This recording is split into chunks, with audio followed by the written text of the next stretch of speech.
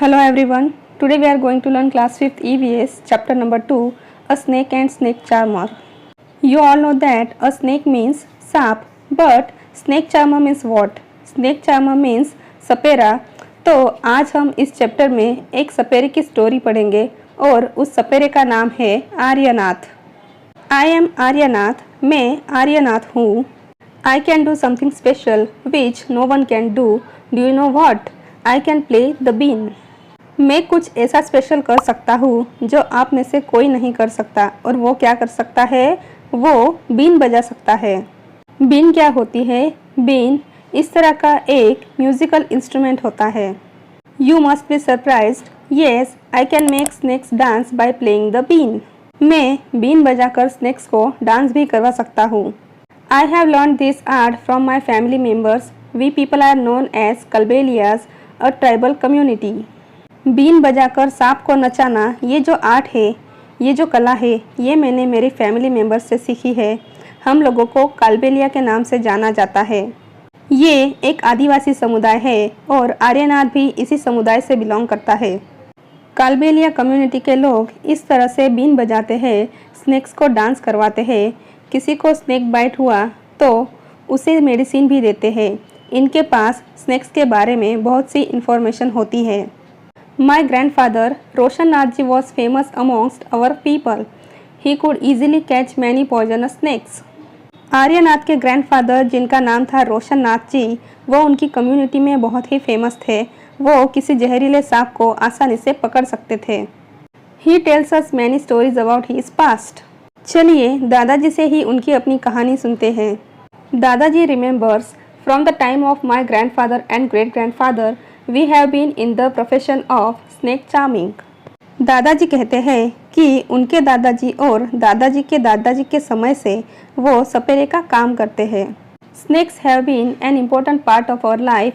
We used to move from village to village carrying our snakes in bamboo baskets. Snakes उनकी life का एक important part है. वो सभी उनके सांपों को बाम्बू के बास्केट में रखकर एक गांव से दूसरे गांव जाया करते हैं. बाम्बू बास्केट इस तरह के होते हैं जिसमें सांप को रखा जाता है. And whenever we stop in a village, a crowd would gather around us. We would then take out snacks from our baskets. जब भी हम किसी गांव में रुकते थे, हमारे आसपास सांप का खेल देखने के लिए लोगों की भीड़ जमा हो जाती थी. फिर हम हमारे बास्केट में से सांप को बाहर निकालते थे. Even after the show, people would stay on. They knew that in our tin box there were many types of medicines.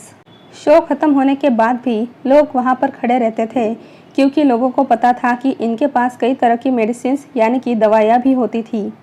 We made these types of medicines from plants collected from forest. I learnt all this from my grandfather.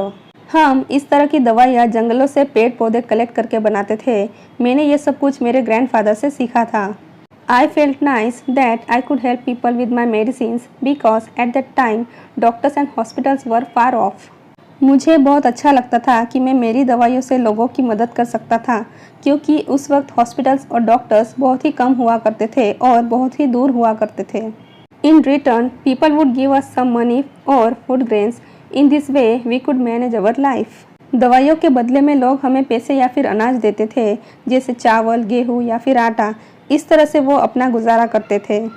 Sometimes I was called to places where someone had been bitten by a snake. From the marks of the bite, I tried to find out which snake had bitten the person. कभी कभी किसी को अगर सांप ने काट लिया तो आर्यनाथ के दादाजी को बुलाया जाता था. सांप के काटने के निशान से ही उन्हें समझ आ जाता था कि किस सांप ने काटा है. फिर वो उस हिसाब से उन्हें मेडिसिन दिया करते थे. But I was not always been on time to help. As you know, some snake bites can even cause death on the spot, but not all snakes are poisonous.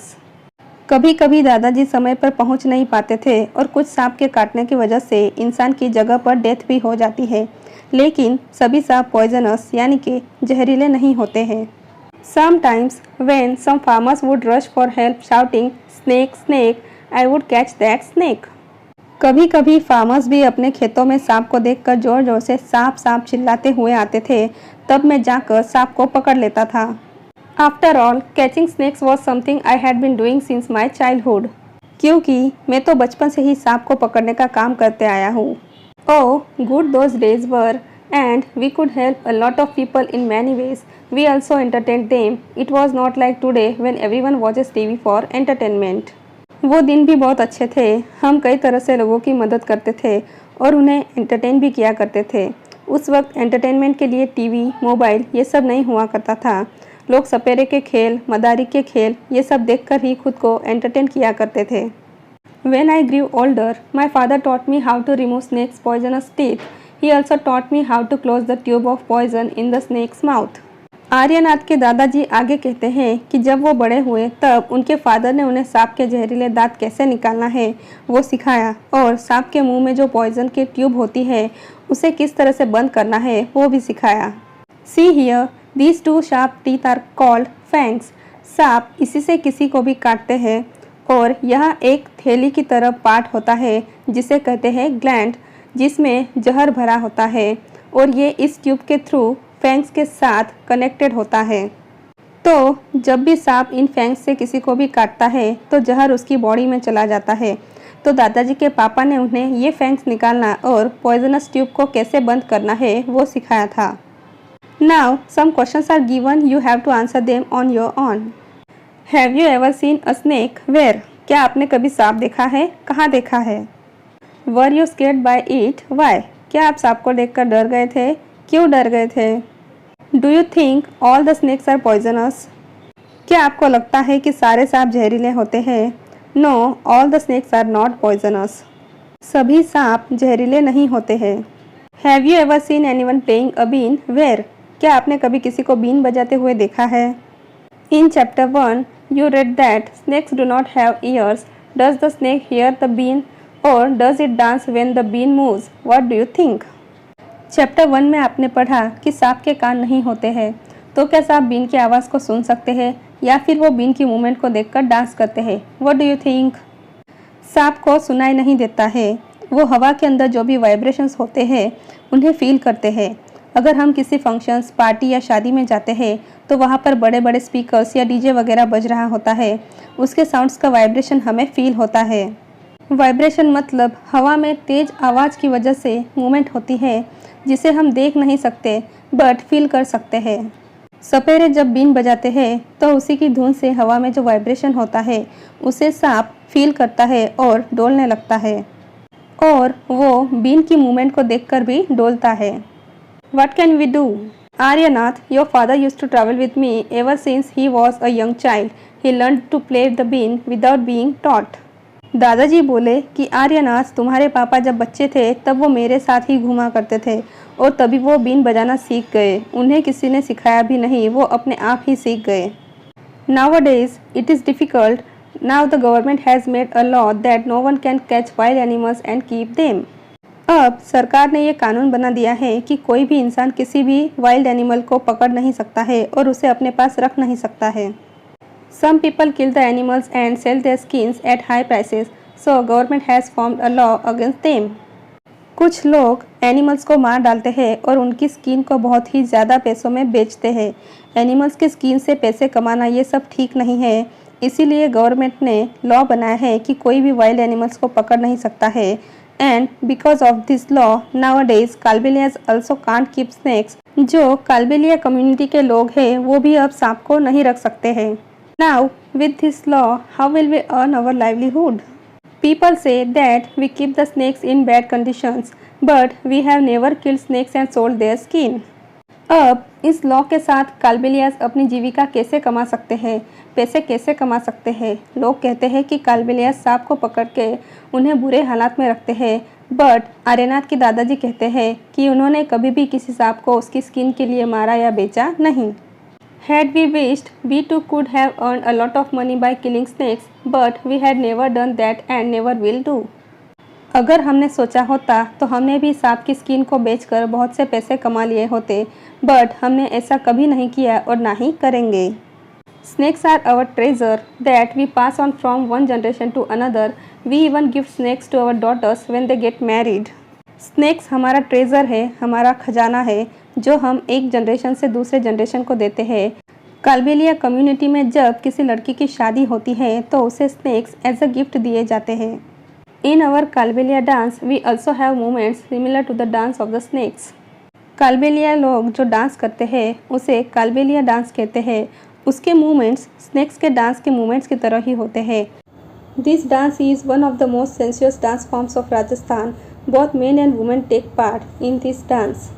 इस डांस में men women दोनों ही participate करते हैं। While performing this dance, they wear lehenga, odhni and angarakha and they use pungi, dholak etc. as musical instruments. Kalbelia dance करते समय जो females होती है वो लहंगा और ओढ़नी पहनती है और जो मेल्स होते हैं वो अंगरखा पहनते हैं। वो पुंगी, ढोलक इस तरह के म्यूजिकल इंस्ट्रूमेंट्स का यूज़ करते हैं। जब भी हम राजस्थान घूमने जाते हैं तो हमें वहाँ पर लोग इस तरह का डांस करते हुए दिखाई देते हैं। Aryanath, you have to make a different life for yourself. You have inherited the gift of playing bean from your father. You and your cousins can entertain people by playing bean. Government के law की वजह से अब Aryanath snacks को पकड़ नहीं सकता है और ना ही उनका शो दिखा सकता है। इसीलिए दादाजी बोल रहे हैं कि आर्यनाथ तुम्हें अपनी अलग लाइफ बनानी पड़ेगी। तुमने बीन बजाना सीखा है तो तुम और तुम्हारे कजिन्स बीन बजाकर लोगों को एंटरटेन किया करो। See here in this picture you can see that Kalbelias are playing different musical instruments and they are entertaining people. इस पिक्चर में आप देख सकते हैं कि कालबेलिया कम्युनिटी के लोग अलग अलग म्यूजिकल इंस्ट्रूमेंट्स बजा रहे हैं और लोगों को एंटरटेन कर रहे हैं। Been, tumba, one kind of drum, khanjari and dhol. Except dhol, all the other three instruments are made from dry bottle gourd. बीन, तुम्बा, खंजरी और ढोल ये सारे उनके म्यूजिकल इंस्ट्रूमेंट्स हैं। ढोल को छोड़कर बाकी सारे इंस्ट्रूमेंट्स उन्होंने ड्राइड बोतल गर्ड मीन्स जो सूखी हुई लौकी होती है उससे बनाए हुए होते हैं। तो ये भी उनका एक टैलेंट है।